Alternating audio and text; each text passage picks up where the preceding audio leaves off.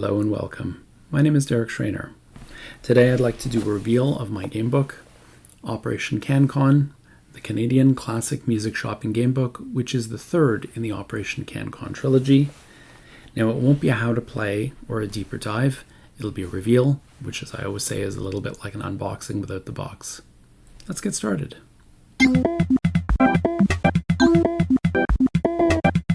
Okay, so the first thing we have here is the front cover. It's a matte finish, paperback, pocketbook. The title, Operation CanCon, and the subtitle, The Canadian Classic Music Shopping Gamebook by Derek Schreiner. Black symbols on a white background overlaying an image with some red text. In terms of dimensions, this is 14 centimeters wide by 22 centimeters high, or in terms of inches, that is 5.5 inches wide by 8.5 inches high. In terms of page count, it's 246 for this installment. And in terms of being a game book, the number of sections is 102, just as with the other books. Now you may see this gray band across the front that says not for resale. Not to worry, this won't appear on any book that you purchase. It's just here because this is a proof, sort of an advanced copy for an author to check out. And that's what we'll be looking at here today. Now in terms of the spine, we have the title of the book, Operation CanCon Classics by Derek Schreiner. The first two books in their initial run said Operation CanCon. Now the current printings say Operation CanCon 80s for the first volume, Operation CanCon 90s for the second, and Operation CanCon Classics for the third.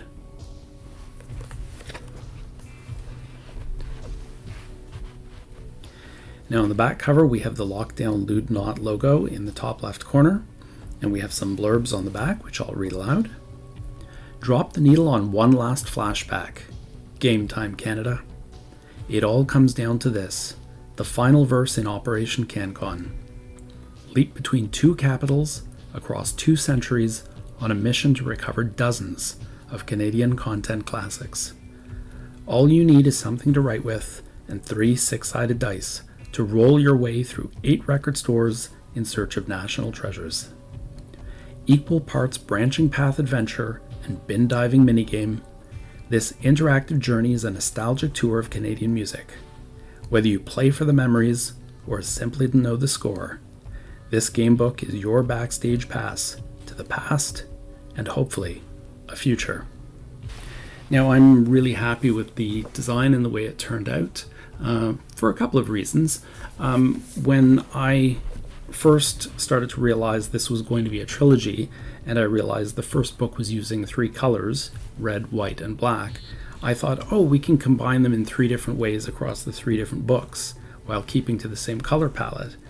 That meant that with the first one, where I may have used white elements or black elements for the third one, I was now using red elements. And that meant that the Operation CanCon title had to be on a white background. Unfortunately, when I got the first look at it, it didn't show up very well, so I needed to create this black background shadow sort of effect to make the red logo a little bit more visible. But I think it worked out really well. And I also really like the picture that's in the background behind the white expanse.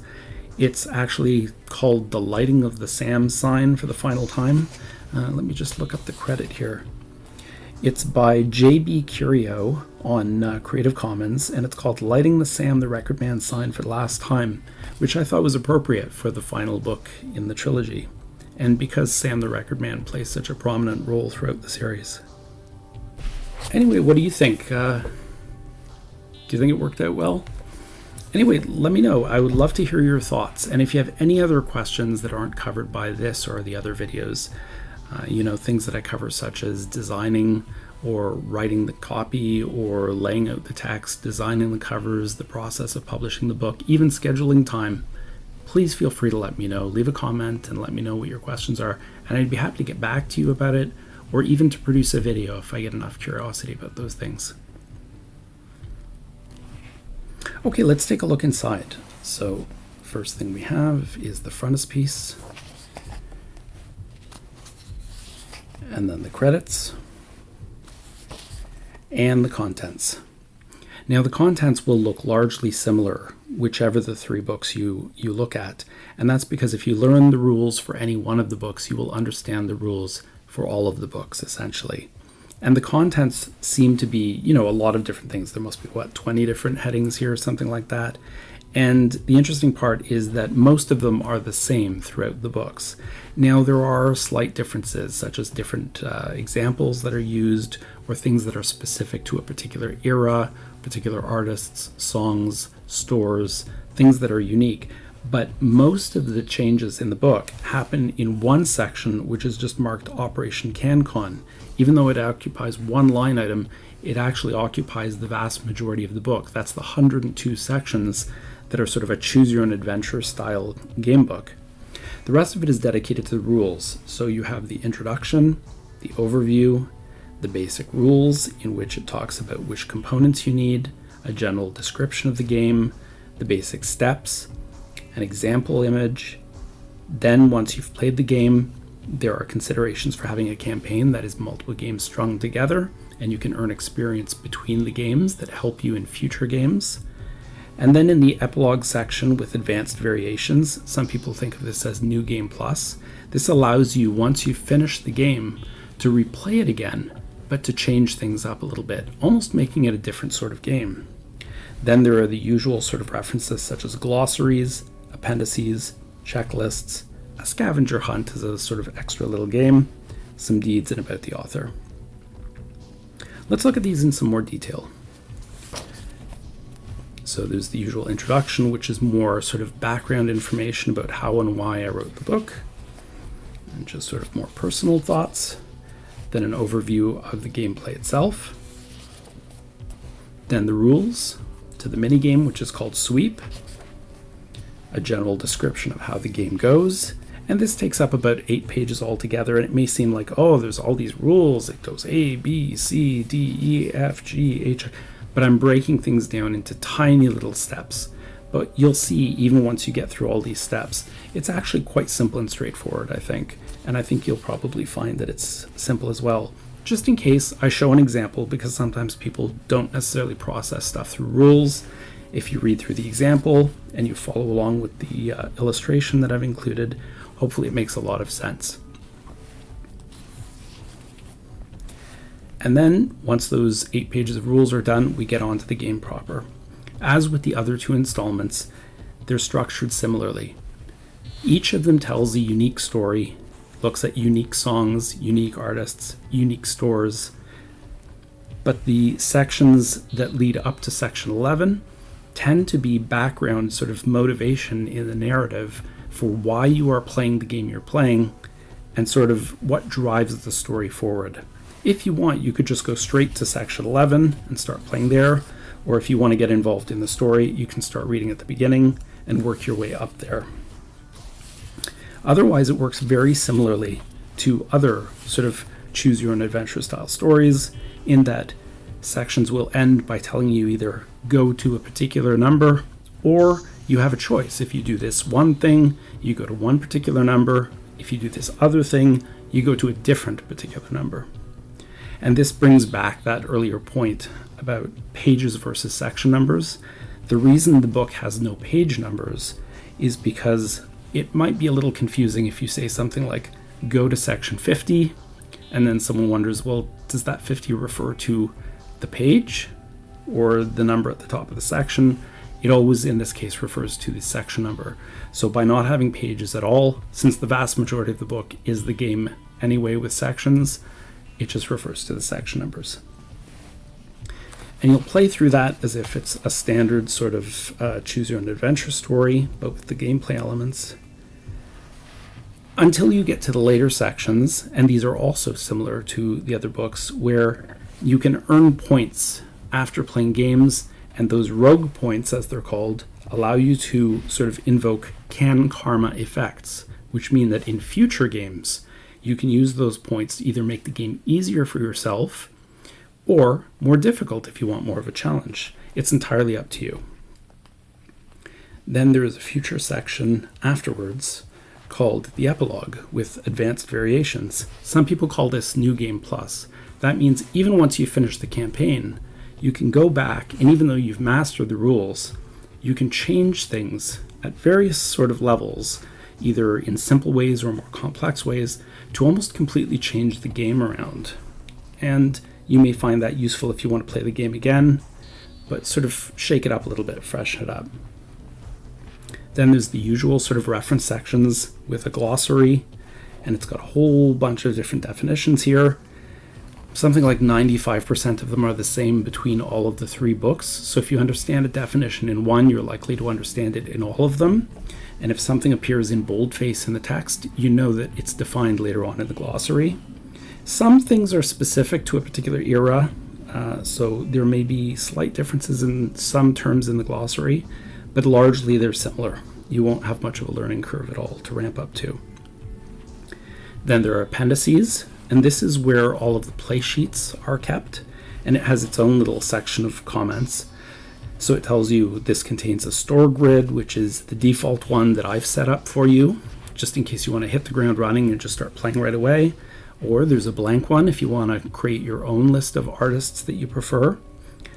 Then there are checklists that occupy a single page or a double page, depending on whether you want everything more compact on a single page or across 2 pages to make them twice as large and maybe easier to read. Because if you're the kind of person who remembers these classics, your eyes might want you to use larger text. Then there's the triple constraint grid, which is the same for all of the books.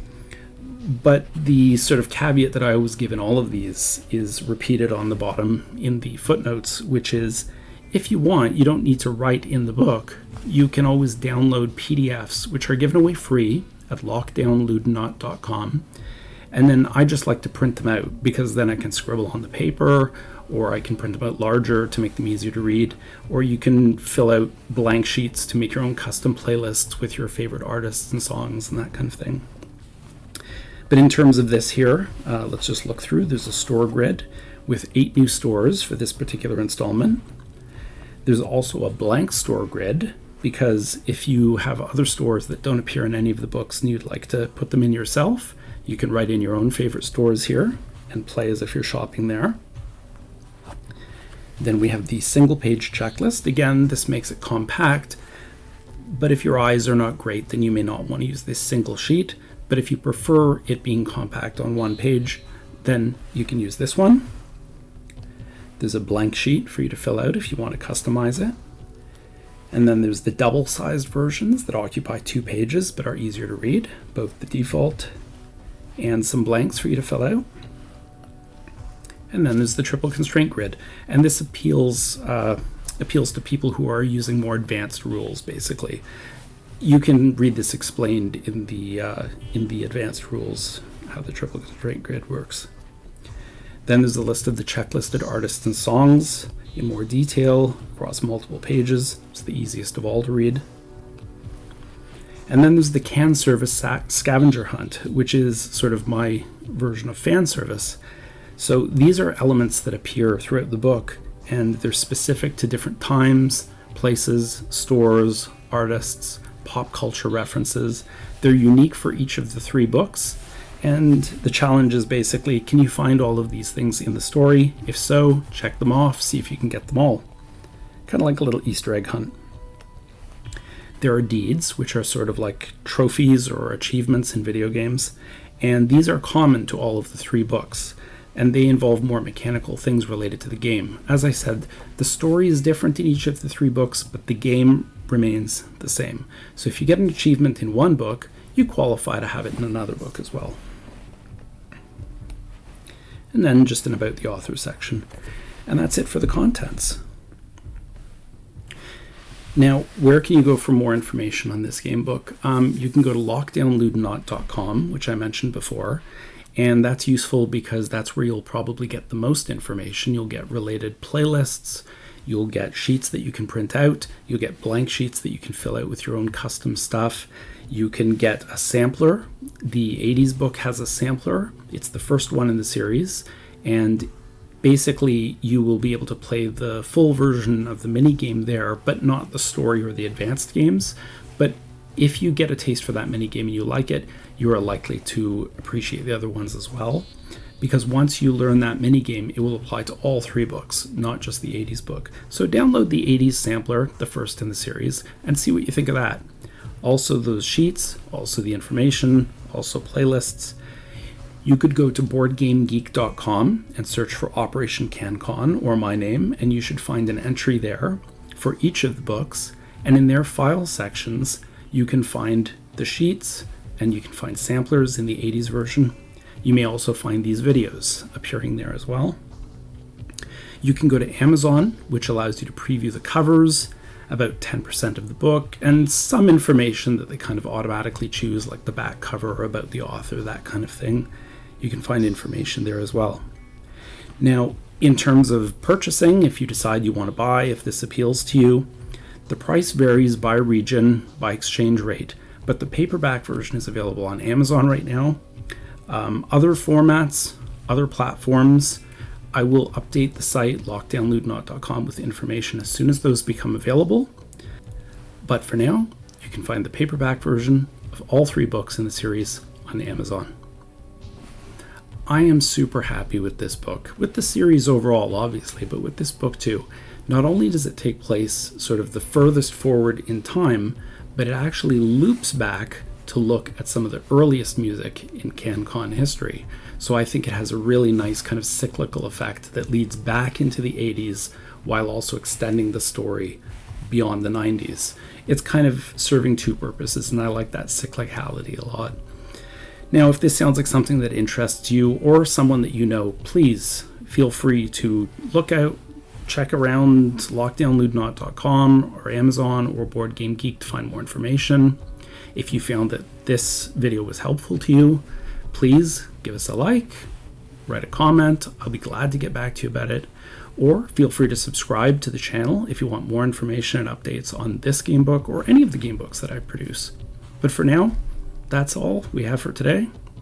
Take care of yourselves, and I hope I'll talk to you again soon. Bye for now.